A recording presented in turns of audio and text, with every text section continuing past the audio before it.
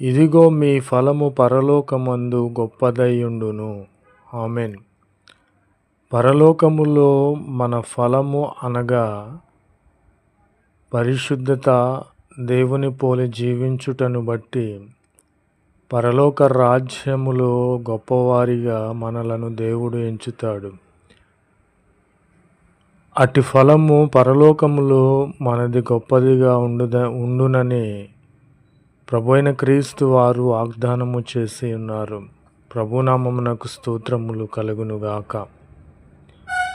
వినుచున్న మీతో నేను చెప్పున్నది ఏమనగా, మీ శత్రువులైన వారున్నారు, వారిని ప్రేమించండి, అప్పుడు మీ ఫలము గొప్పదయ్యుండును.